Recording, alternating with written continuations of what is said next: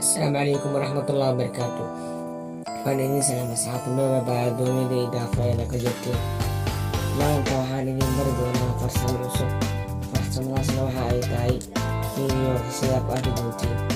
Fadlan haddaad nagu cusub tahay janaalka subscribe inoo saar, kambalka furo si aad muuqaal walba aan soo dhigna aweysid.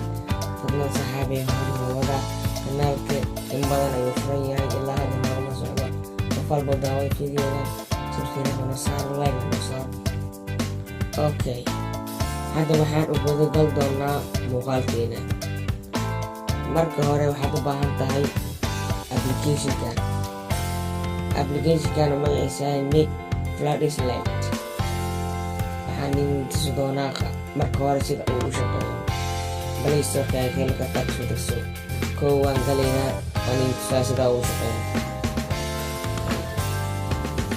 Waa galnay sidaan buu u shaqeynayaa. Haddii aad faqad soo taabato halkaas midkaas kamal ayuu sameynayaa si aad marka muuqaalkan quruxda badan aad shaashada moobilkaaga ama wallpaperka moobilkaaga aad soo aragtid.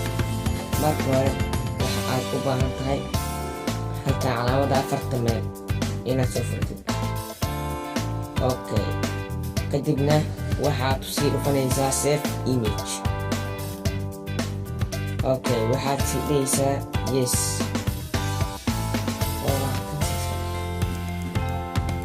Waxaad galaysaa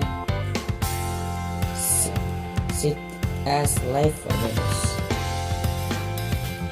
Okay, waa kana sidaan ayay kugu soo furayaa. Markuu sidaan kugu soo galo waxaad kusii dhufanaysaa light wallpapers. Okay, wuxuu kusoo bandhigayaa marka labada qayb home screen iyo home screen and lock.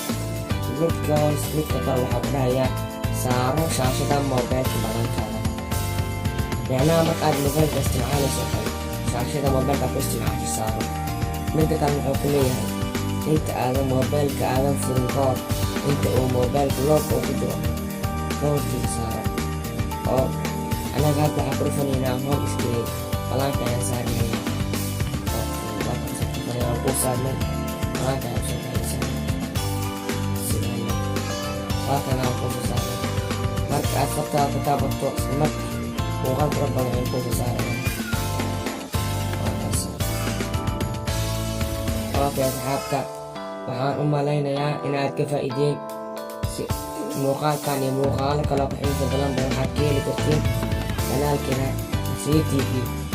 Waxaan idin soo dhigi doonaa filimaan turjuman iyo cartoon turjuman.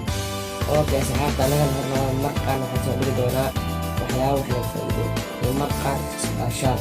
Okay asxaabta, kanaalka hornagooda subscribe inoo saara, meel walba hadii ka joogto waxay salaamayn.